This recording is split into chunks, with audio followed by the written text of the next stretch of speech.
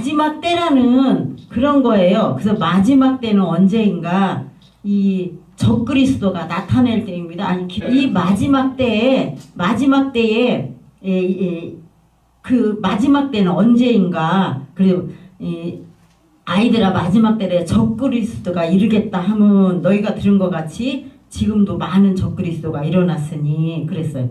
그래서 적그리스도가 나타날 때예요. 적그리스도가. 그래서 말세에 적그리스도가 나타난다고 이 증거를 해요. 그래서 적그리스도를 언제 나타나냐 그 요한계시록을 제가 한 10여 년 몇 년 동안 이렇게 여기저기 다녔어요. 너무 갈급해서 알고 싶어서. 근데 참 5년 지난 다음에 참된 데를 만나가지고 한 몇 년을 3년을 아침마다 했거든요.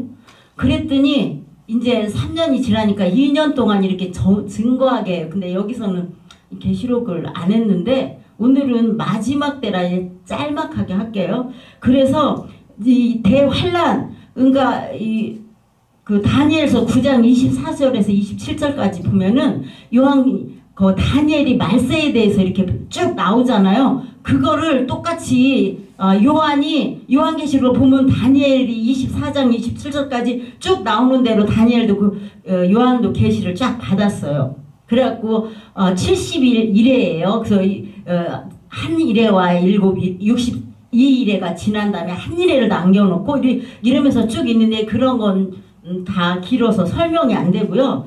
적그리스도가 그럼 언제 나타나냐?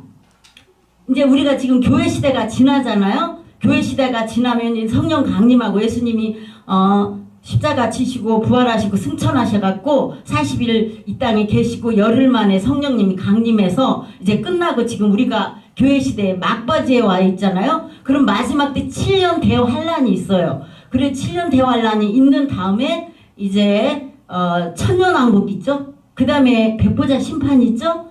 그 다음에 영원한 천국이 있어요. 신천신지 이렇게 요한이 그렇게 다니엘이 그렇게 받아요. 근데 그래서 이제 마지막 때 적그리스도는 어떤 사람인가? 그러면 이 마태복음에 보면은 멸망에 가져간 것이 거룩한 곳에 설 때 이랬어요. 그래가지고 그리고 히브리서 6장 4절에서 6절에 보면은 한 번 비침을 받고 하늘의 은사를 맛보고 타락한 자, 이게 적그리스도의 정의예요. 그리고 요한일서 오늘 본문 18에서 29 보면은 적그리스도는 우리에게 속하지 아니했고 우리와 함께 거하지 않고 우리에게서 나갔다 그랬어요. 그 요한이 그 시대에 그러니까 이때 나갔다고 한 거는 신앙생활을 열심히 하다가 배교를 한 거예요. 이 가룟 유다가 그랬잖아요. 처음에 예수님의 정말 12제자 뽑힌 하나님이 이 땅에 전에도 없고 후에도 없는 이 땅에 하나님이 직접 인간으로 오셔가지고 그거를 그 3년 동안 그렇게 특별하게 이렇게 제자들을 택해가지고 했는데 거기서 뽑힌 사람이 나중에 배교를 했잖아요. 그래서 배교한 사람. 그래서 이 적그리스도는 뭐냐면 기독교의 사상과 인격을 갖추고 자기가 나중에 재림 메시아라고 주장하는 사람이에요. 그래서 온 세상 성도들과 온 세상 사람들을 다 미혹하게 돼요. 그래서 적그리스도가 뭐 공산국가 어디에서 나온다 뭐 이렇게 하는데 적그리스도가 공산국가에서 나오지 않아요. 그래서 사단의 영이 내주 합일된 사람이에요. 사단의 영이. 그래서 가운데 그걸 찍어 먹을 때 걔가 누구지? 유다가 딱 찍어 먹을 때 그때 쏙 들어왔다고 그랬잖아요. 그리고 내주 합일된 악령. 그거는 누구냐면은 그 붉은 용. 그 악령 세계의 붉은 용이 루시퍼 그의 천사장인 거예요. 그 영이. 그래서 다니엘 9장 24절에 보면은 열불짐승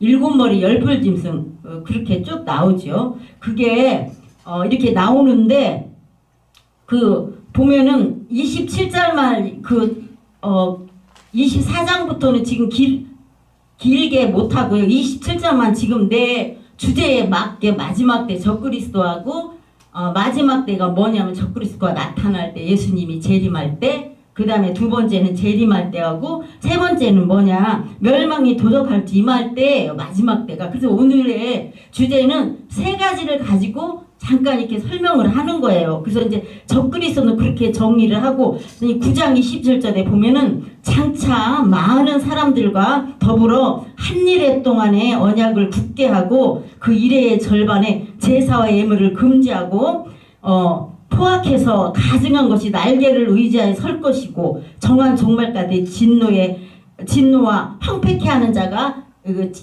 거기에다가 쏟아질 거예요. 하나님의 진노가. 이렇게 정의를 해요. 이제 그리스도의 재림 때예요. 그래서 재림은 공중 재림과 그 다음에 두 개가 있어요. 7년 환란 전에 이 14만 4천이 그 교회 시대에 이게 그 성령 시대에 그때 골라져요. 그 누구나 다 너도 들림받고 나도 들림받는 게 아니라 첫 번째 익은 열매 많이 있잖아요. 계시록 보면 첫 번째 익은 열매, 그 다음에 14장에 보면은 두 번째 익은 순교자들, 세 번째는 환란을 통과하고 계속 연단을 받아서 정결해져야 하늘나라는 가는 거예요. 그냥 거저가는 게 아니라 뭘 읽어야 되냐? 이긴 자가 나오잖아요. 계시록 2상장에는 그 거친 환경과 마귀와 세상을 이겼어요.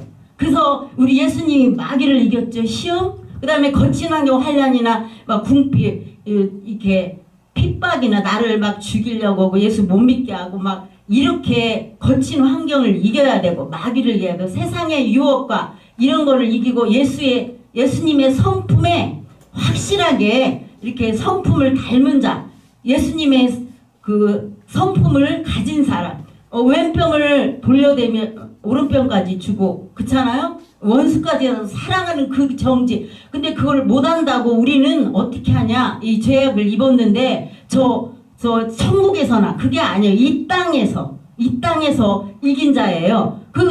예수님의 제자들도 그랬고 손양원 목사님, 주기철 목사님 이런 분들 있죠. 그래서 그 첫 번째 열매 그리고 그 천국의 그 구조를 보면요. 1층천이 있고 2층천 있고 3층천 있잖아요. 그리고 새 예루살렘은 그 요한계시록 4장에 보면은 하나님 보좌 있고 내 생명이 있고 24장로가 있어요. 그래서 바울도 3층천을 가봤다고 그러잖아요. 그래서 이 새 예루살렘은 이긴 자만 가는 거예요. 14만 4천. 교회 시대 전부 다. 성령 강림부터 7년 환란 전까지.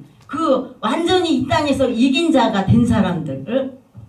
그리고 새 예루살렘은 아무나 가는 데도 아니고 3층천 수도예요. 예루살렘의 수도. 아니 천국의 수도가 새 예루살렘이에요. 그리고 1층천은 셀 수 없는 수많은 흰옷을 입은 무리들이에요. 그래서 너도 이긴 자라고 나도 이긴 자 다가 아니고 14장에 보면 이제 첫 번째 익은 열매가 14만 4천이고 14장에 보면은 이게 곡식을 거두는데 두 번째 순교자들이에요. 그리고 이제 셀 수 없는 수많은 무리 이렇게 돼요. 그래서 그때 14만 4천이 휴거되고 그 재림의 때 이렇게 아마겟돈 7년 환란 재림이 이제 그때 7년 환란 전에 몸으로 부활해요. 그분들은. 그리고 백마군대가 돼서 이제 그 7년 환란 끝날 때 예수님과 함께 지상 재림하는 거예요.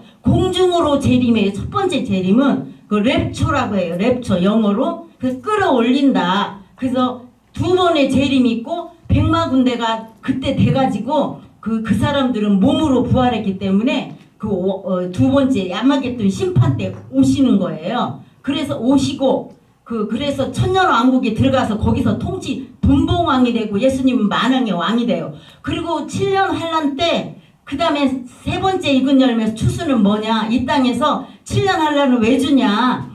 연단에서 우리가 다 회개를 해야 돼요. 7가지 이제 여기 계시록을 해석하기 위해서 7가지 죄성이 가증한 게 있거든요. 그래서 교만, 포악, 음란 뭐 이런 7가지 거짓말, 질투, 태만 이런 것이 있는데 그거를 빼내야 돼요. 그리고 7년 환란을 통해서 천국은 그런 7가지 죄성을 다 갖고 들어가는 게 아니에요. 그래서 그거를 연단받아서 정결하게 해야. 그래서 그때 배교하지 않고 하나님이 그때 내가 짐승한테 표 받고 뭐 유혹하잖아요.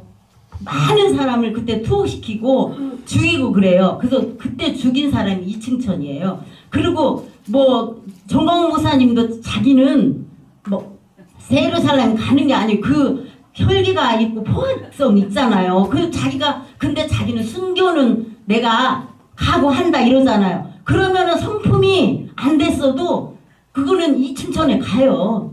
그거는 그래요. 근데 이제 그렇게 하고 이제 그렇게 하고 이제 백마 타고 그때 와서 이 사람들이 분봉왕이 되는 거예요. 그리고 이제 7년 환란을 거쳐서 백보자 심판이 다 있죠. 이제 그렇게 나가고 영원한 신천 신지가 있고요. 그 다음에 이제 그래서 그때 재림의 때가 2번 있고요. 그 다음에 세월을 아끼라 때가 악하니라. 때를 분별하며 우리는 깨어 신앙생활을 하며 주님을 기다리는 지혜가 필요합니다. 그래서 우리 항상 우리는 방탕과 술취함 이런 거는 좀 넘어갔겠죠. 그래서 이제 이렇게 마지막 때를 하나님이 이제 우리는 준비하면서 살아가야 되겠습니다. 그래서 적그리스도가 나타날 때, 그 다음에 재림의 때, 우리가 멸망이 도적같이 임하는데 항상 지금은 아직 안 온다고 해도 우리의 종말이 다가오고 있어요. 언제 죽을지 모르잖아요. 개인의 종말.